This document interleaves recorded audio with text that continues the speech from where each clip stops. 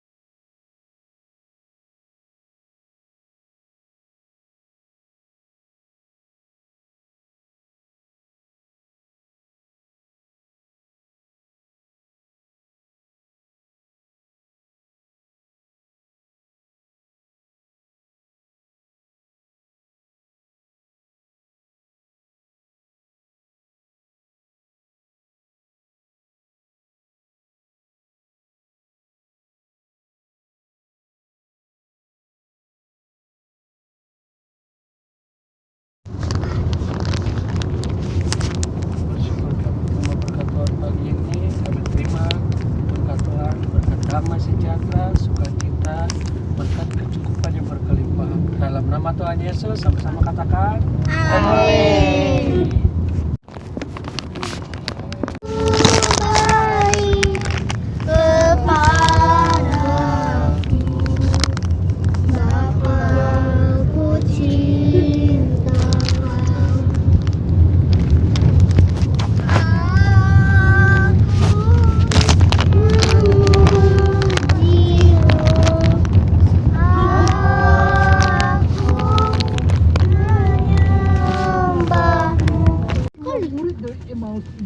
Merasa kecewa dalam kaitan harapan mereka.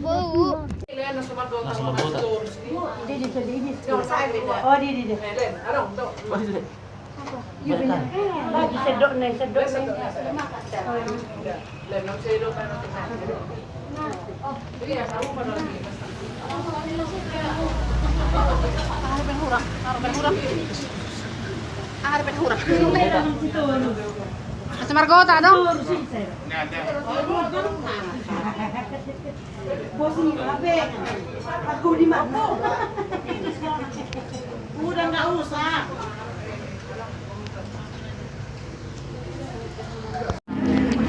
Siyempre.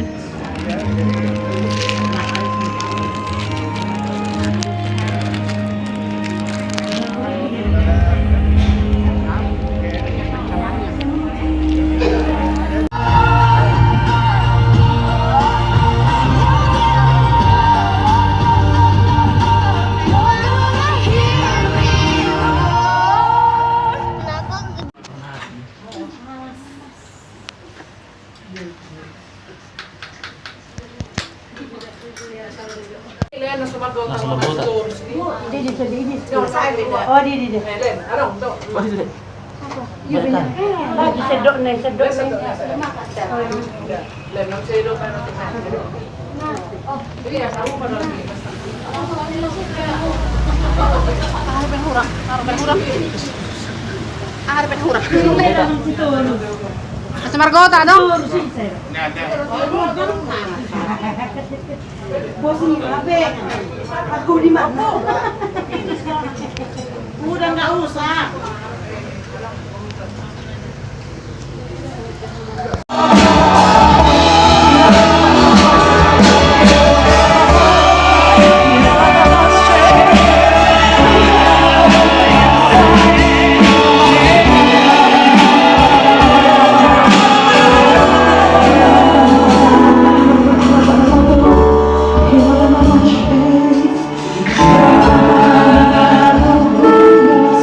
Yeah.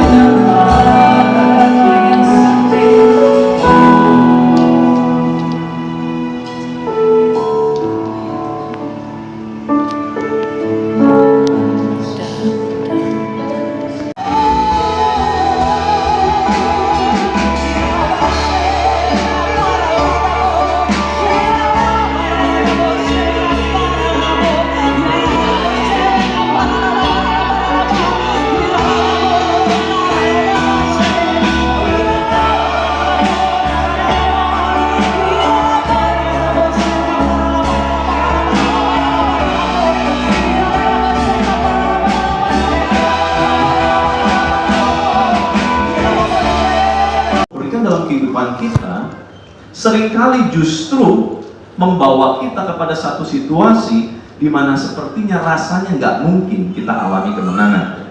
Gini saudara, hari ini, tahun ini adalah dikatakan tahun bangkit dan menjadi pemenang. Tidak mungkin ada kebangkitan, tidak mungkin ada kemenangan tanpa masalah. Betul saudara? Setuju dengan saya boleh katakan?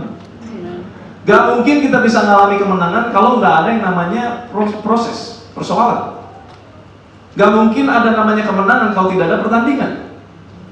Amin. Gimana bisa dikatakan menang kalau bertanding juga enggak begitu? Jadi selalu akan ada yang namanya nih proses, pertandingan kehidupan, masalah. Ini akan terus datang. Tetapi yang Tuhan janjikan adalah di atas semuanya itu bukan bicara mengenai masalahnya, tetapi bicara mengenai Tuhan yang akan membawa kepada kemenangan. Itu yang penting, saudara. Amin. Amin, saudara. Saudara udah dengar ada terjadi revival di Amerika? Yang sudah dengar boleh lambaikan tangannya. Revival yang terjadi sedikit ya. Pada punya Instagram, saudara? Instagram yang punya Instagram? Nggak banyak. Yang lain masih pada baca koran PR, saudara mungkin ya. Nggak apa-apa saudara, kita punya gembala salah satunya adalah komisarisnya koran PR. Nah saudara, saya sedikit menginformasikan apa yang terjadi. Di Amerika, revival sedang terjadi. Di Asbury University di kota Kentucky. Di daerah Ohio kemudian terjadi juga, Ohio University, Christian University, di Lee University. Firman bilang gini, peperangan kita adalah melawan roh-roh jahat, penghulu-penghulu, penguasa-penguasa. Bukan melawan darah dan daging.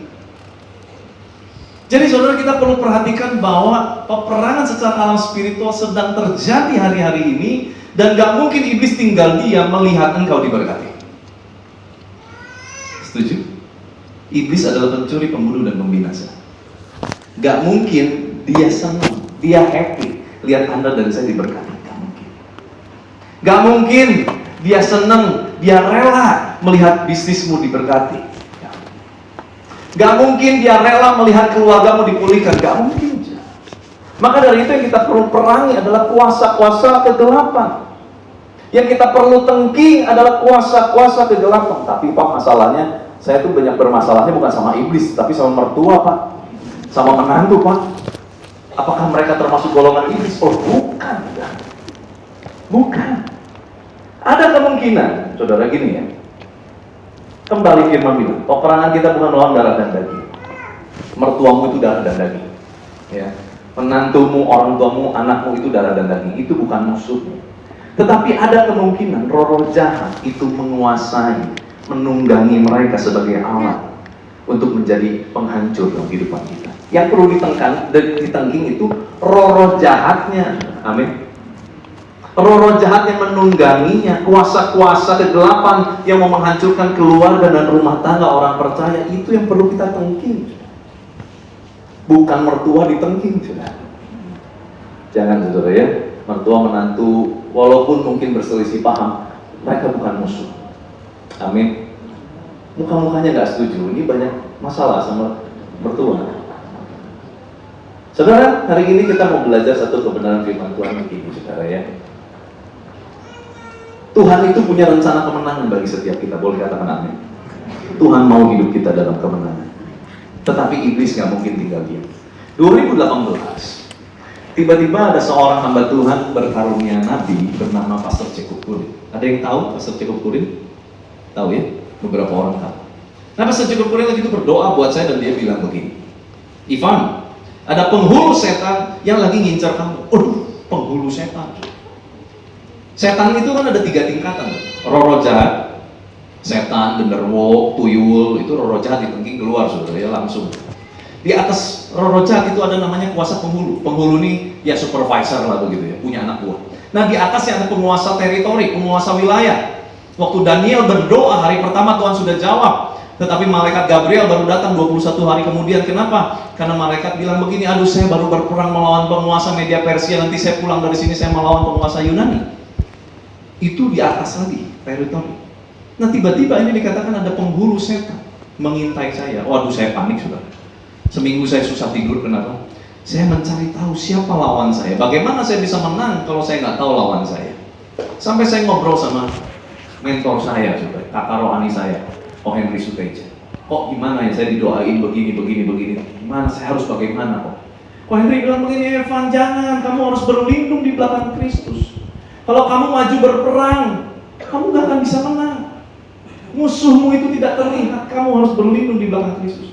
Makanya firman Tuhan bilang begini, tunduklah kepada Allah, lawanlah iblis, dia akan lari daripadamu. Betul? Bukan lawanlah iblis, tunduklah kepada Allah. Bukan.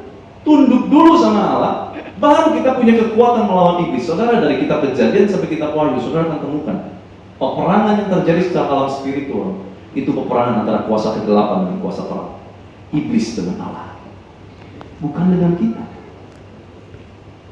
Kita punya bagian di dalam peperangan roh, tetapi tugas kita adalah berlindung di belakang Kristus. Karena nggak mungkin kita bisa menang tanpa Kristus. Hanya Kristus yang dapat membawa kemenangan, baik dalam bisnismu, dalam kehidupan rumah tanggamu, dalam ekonomi, apapun itu, saudara. Tolong ngerti ini. Mungkin yang selama ini menjadi penghambatmu bukan karena engkau kurang kerja keras. Mungkin selama ini menjadi penghambatmu bukan karena engkau kurang belajar. Mungkin tanpa kau sadar ada kuasa-kuasa kegelapan yang hinggap atas kehidupan rumah tanggamu, dan itu yang menjadi penghalang berkat Tuhan dalam hidupmu. Halo? Ini adalah sesuatu yang alkitabiah. Karena peperangan kita bukan melawan darah dan daging, tetapi melawan roh jahat, penguasa-penguasa, penghulu-penghulu di udara. Nah, saudara, kita mau lihat bagaimana rencana kemenangan Tuhan berikan dalam kehidupan orang-orang Israel. Tapi ternyata mereka waktu itu gak siap, sehingga kemenangan itu tidak mutlak terjadi dalam kehidupan mereka. Saudara, kita lihat ya, Bilangan pasal 11 ayat 5 dan 6. Firman Tuhan bilang begini. Ini orang Israel yang sudah dibawa dari tanah Mesir menuju tanah perjanjian. Mereka sudah mulai jalan di dalam rencananya Tuhan, rencana kemenangannya Tuhan. Tetapi ini yang menjadi masalah buat mereka. Kita teringat kepada ikan yang kita makan di Mesir dengan tidak bayar apa-apa. Kepada mentimun dan semangka, bawang prei, bawang merah, dan bawang putih. Tetapi sekarang kita kurus kering, tidak ada sesuatu apapun kecuali mana ini saja yang kita lihat. Saudara perhatikan, mereka sedang membandingkan bawang-bawangan dengan roti mana yang adalah made in sorga. Roti mana adalah produksi sorga. Ini lebih hebat dari Holland Bakery, saudara. Kenapa? Karena roti mana yang mereka makan membawa kehidupan selama 40 tahun. Tapi Pak, kan mereka juga hidup dari daging. Oh, kalau saudara teliti firman Tuhan, daging yang Tuhan berikan hanya 1 bulan penuh. Selama 39 tahun lebih 11 bulan, itu sudah tidak ada lagi daging dari burung puyuh. Saudara perhatikan, Alkitab cuma bilang 1 bulan lamanya Tuhan memberikan burung puyuh. Artinya yang membawa kehidupan bagi mereka selama di padang gurun adalah roti sorga. Tetapi menarik sekali di sini ada satu mentalitas kalah yang ditunjukkan oleh orang-orang Israel. Apa? Mereka mulai membandingkan roti sorga dengan apa tadi? Bawang prei, bawang merah, bawang putih. Saudara tentu familiar dengan ini. Bawang prei kurang Pak? Iya, bawang prei itu sejenis bawang daun.